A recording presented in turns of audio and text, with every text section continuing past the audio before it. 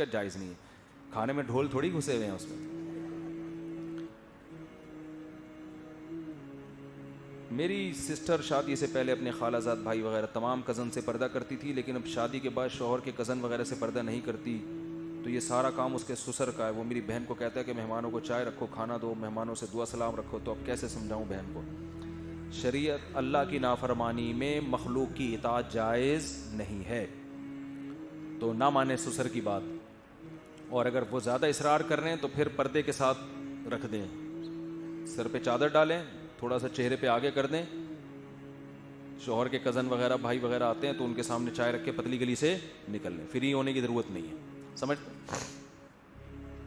چائے پردے کے ساتھ بھی رکھی جا سکتی ہے نا, تھوڑا سا گھونگھٹ ڈال لیں بھائی چائے. اور کوئی بڑے مہمان ہیں, بزرگ ٹائپ کے ہیں, تو سلام بھی کرنا چاہیے, السلام علیکم, خیریت سے ہیں خالو آپ؟ تبھی اس کو خالو بول دیں, آپ اس کو کیا بول دیں؟ خالو بول دیں. وہ آئندہ چائے کا بولے گا ہی نہیں. خواتین کے بالوں کو بیچنا حرام ہے, تو میں نے جلانا چاہا تو گھر کی ساری خواتین نے کہا یہ جن جن کے بال ہیں سب کے سروں میں درد شروع ہو جائے گا. ایسا کچھ بھی نہیں ہے. جلانا چاہا, بال جلانے سے کسی سر میں درد نہیں ہوتا, ایسی باتوں سے سر میں درد ہوتا ہے. ہمارے رشتہ داروں میں 2 مہینے پہلے ایک بھائی کی فوتگی ہوئی تھی, 8-2 مہینے کے بعد دوسرے بھائی کی شادی تھی, تو ان کے گھر میں گانے بجانے چل رہے تھے, تو میں نے شادی کا کھانا نہیں کھایا تو سب مجھ سے ناراض ہیں. گانے بجانے کی محفل میں نہیں بیٹھنا چاہیے. دوسرا, بارات کا حتی الامکان بائیکاٹ کرنا چاہیے. بارات کا کھانا یہ غیر شرعی رسم ہے, کھانا حرام نہیں ہوتا, یہ رسم میں شرکت غلط ہے. یہ ہندوؤں سے آئے بارات کا کھانا, اسلام میں ولیمہ ہے. بہت سخت مجبوری ہو تو ایک الگ بات ہے, کہ اپنی بہن کی شادی ہو رہی ہے, لڑکے والوں کا اصرار ہے کہ بارات ہوگی, تو اب تو مجبوری ہے نا آدمی نے, اس میں نہیں ہو تو رشتے ٹوٹ جاتے ہیں, یا وہ لڑکے والے سمجھیں گے ان کے تعلقات ہی صحیح نہیں ہیں, تو وہاں تو مجبوری ہے. لیکن حتی الامکان جتنا اس عمل سے بچ سکتے ہیں بچنا لازم. میں نہیں جاتا باراتوں میں, لوگ مجھے بہت بلاتے ہیں بارات کا کھانا ہے, میں نہیں جائیں گے. حتی الامکان جہاں بہت سخت کوئی مصلحت ہو تو ایک الگ بات ہے, کیونکہ بذات خود حرام نہیں ہے نا. یہ اس لیے ناجائز ہے کہ اس کے نتائج بہت غلط نکل رہے ہیں, غیر شرعی رسم ہے. ایک شخص کے سوال یہ ہے کہ جب میرا بھائی چلے کے لیے یا شب جمعہ کے لیے جاتا ہے تو پاگل ہو جاتا ہے, یعنی کیوں بھائی؟ پاگل تو نہیں ہوتا, پاگل لوگ ٹھیک ہو جاتے ہیں وہاں جا کے. مجھے سمجھ میں نہیں آیا مسئلہ کیا ہے. مفتی صاحب اس بارے میں کچھ توجہ فرمائیں. کل موٹر سائیکل والوں نے بے حیائی شروع کر دی ہے, پیچھے 2 خواتین بٹھاتے ہیں, بیٹی یا بہو کو بالکل مردوں کی طرح بٹھاتے ہیں, اور غیرت جب ختم ہو جائے تو جو مرضی کرو, ٹھیک ہے نا.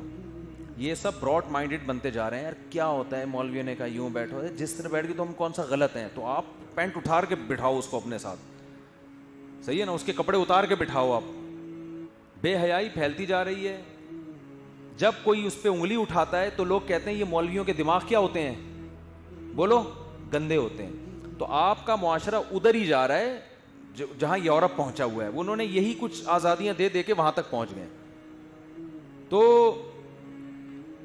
شرم اور حیا اگر ختم ہو گئی نا معاشرے میں تو اللہ ہی حساب دے گا. مولوی اس کا حساب آپ سے دنیا میں نہیں لے سکتا. آپ کہہ سکتے ہو کہ جی یہ مولویوں کے دماغ گندے ہوتے ہیں, یہ مولوی غلط سوچتے ہیں, بولنے پر گورنمنٹ کی طرف سے کوئی پابندی نہیں ہے. اللہ سب چیزیں نوٹ کر رہا ہے.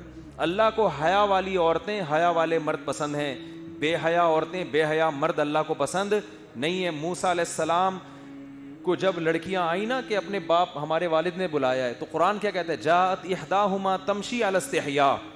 ایک لڑکی آئی حیا کے ساتھ چلتی ہوئی, شرم کے ساتھ چلتی ہوئی, تو اللہ نے اس کی شرم کو ہائی لائٹ کیا ہے, اس لیے کہ اللہ کو عورت میں حیا پسند ہے.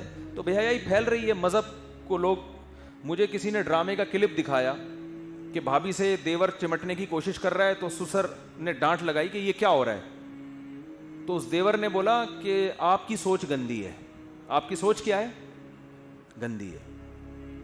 تم گندے کام کر رہے ہو, کیوں چمٹ رہا ہے تو بھابھی سے؟ بھائی تو جوان آدمی ہے, کیا تیرے دل کو کس نے چیر کے دیکھا ہے؟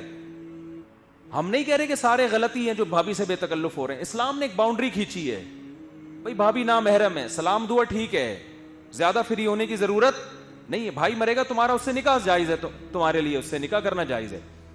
تو آپ اگر اسلام کی باؤنڈری کو درمیان سے ہٹا دو گے تو یہ سب بڑے اچھے لیبل لگا کے نا کہ مولویوں کی سوچ نیگیٹو ہوتی ہے. ایک لبرل آدمی نے میرے خلاف ایک ویڈیو ریکارڈ کروائی ہے کہ یہ لوگوں کو شادیوں کی ترغیب دیتا ہے, یہ عورتوں پہ ظلم کرتے ہیں, یہ عورتوں یہ ایسے ہوتے ہیں, ان کے گھروں میں جا کے انٹرویو لو تو پتہ چل, میرے بارے میں کہا ہے کہ ان کے گھروں میں جا کے پتہ لگاؤ تو پتہ چلے گا ان کی عورتیں کتنی سخت عذاب میں آئی ہوئی ہیں.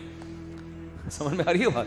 میرے بارے میں کہا کہ اس کے گھر میں جا کے کوئی دیکھے نا تو پتہ چلے گا اس کی بیویاں کتنی مصیبت اور عذاب میں مبتلا ہیں. میں نے کہا اس پاگل آدمی سے کوئی پوچھے کہ عذاب میں مبتلا ہیں تو اللہ نہ کرے, میں کوئی وہ نہیں کر رہا, اللہ حفاظت میں رکھے سب کو, مبتلا ہیں تو علیحدگی لے لیں. ایک مثال دے رہا ہوں نا بھائی, بول دیں ہمیں کیا چاہیے, عذاب میں ڈالا ہوا ہے, ہمیں چھوڑ دو, ٹھیک ہے نا. ہمارے معاشرے میں 99% عورتیں اپنے شوہر سے علیحدگی نہیں چاہتی, اس لیے کہ ان کو پتہ ہے علیحدگی میں وہ فائدے نہیں ہے جو ساتھ رہ کے. یہی ہمارے معاشرے کی خوبصورتی ہے کہ جس معاشرے کو تم تنگ نظر کہہ رہے ہو نا, یہاں مرد عورتوں پہ ظلم کرتے ہیں, مرد عورتوں کو, اس معاشرے میں طلاق ایک بدنما داغ سمجھا گیا ہے, کیونکہ پتہ ہے مرد چھوڑ دے گا تو وہ سہولتیں نہیں ملیں گی.